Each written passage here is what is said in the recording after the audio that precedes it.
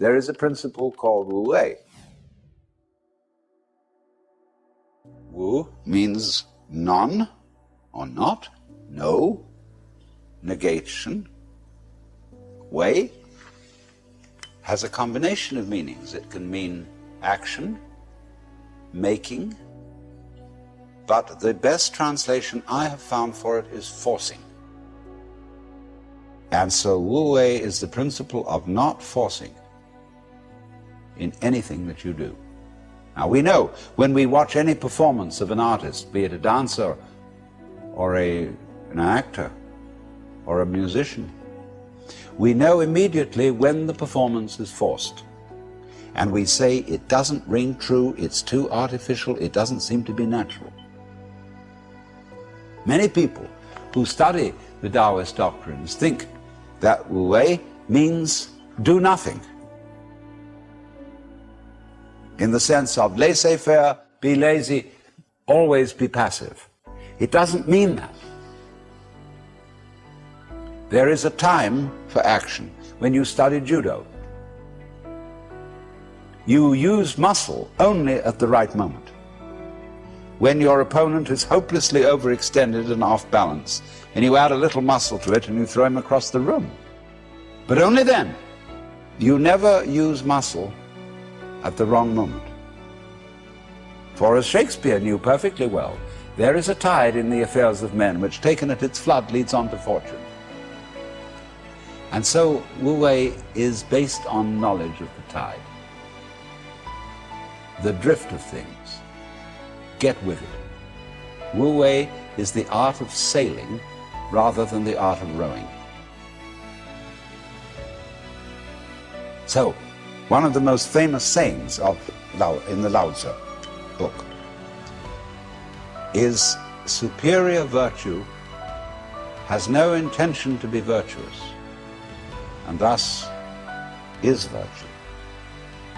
Inferior virtue cannot let go of virtuosity, and thus is not virtue.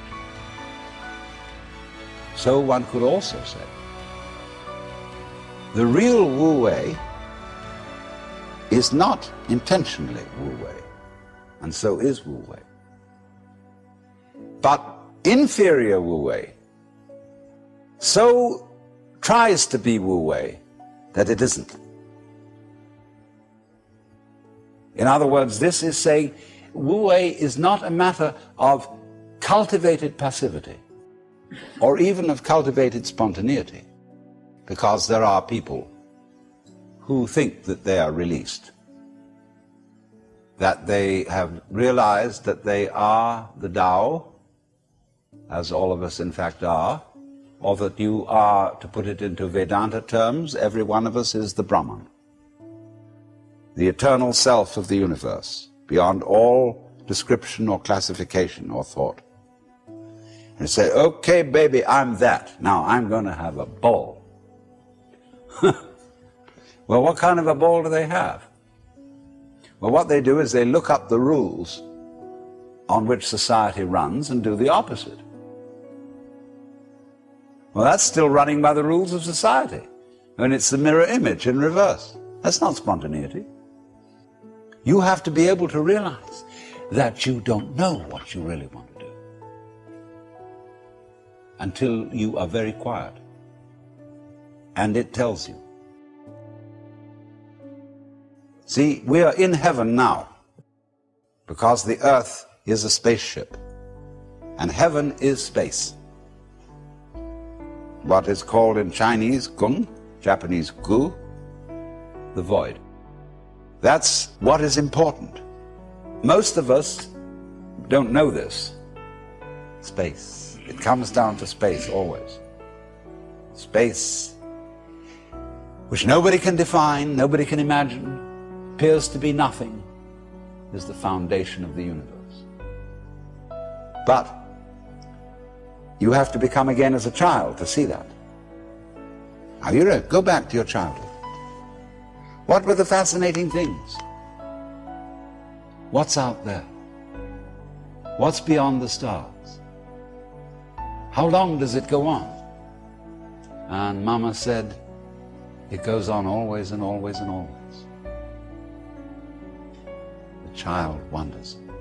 He's excited. That this is something that never ends. Then the child asks about time. How long ago is long ago? Well, the Bible says that in the beginning God created the heaven and the earth. Well, what did God do before he did that? Well, as one person said, he sat up thinking punishments in hell for people who ask silly questions. But still, that is only a joke. And the child thinks of God going back and back and back forever, with never beginning. So in the same way you think about death. Go to sleep and never wake up. Never. Why, it would be as if you never had existed. Not only you, but everything else. Which is, of course, the way things were before you were born. You know, how about waking up after having never gone to sleep? That's quite a thought. There's something fishy about it all. So we get a funny feeling when we think those questions really through. Very funny feeling. And children, you see, love to get into that funny feeling. Children do all kinds of weird things. They like to spin around as fast as possible, so they watch suddenly the whole ground goes tilting. They do this thing with their eyes, and they go,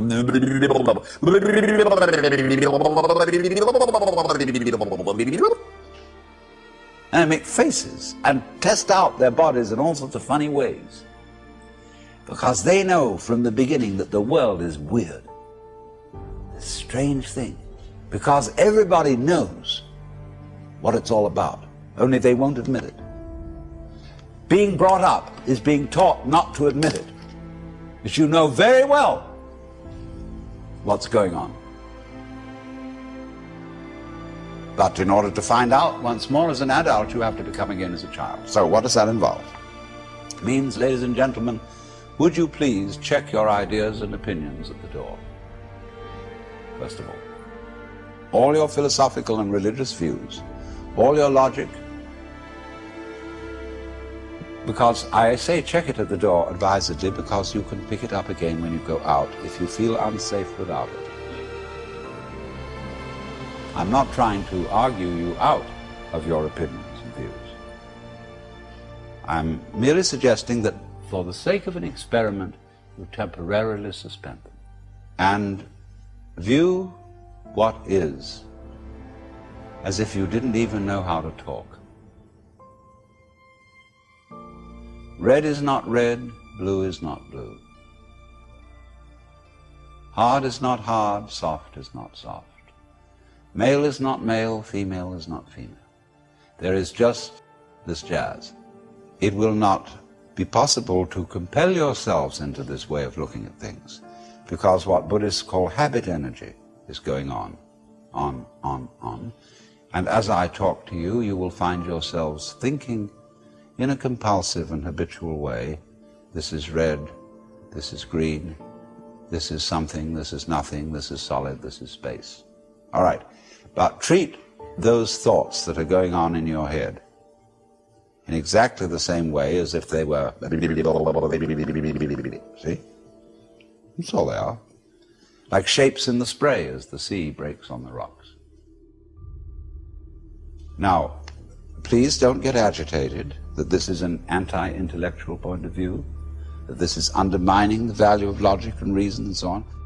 That we'll bring all that back later when we need it. But just for the time being, let's simplify. Close your eyes. Listen. What do you really and truly, honestly, hear?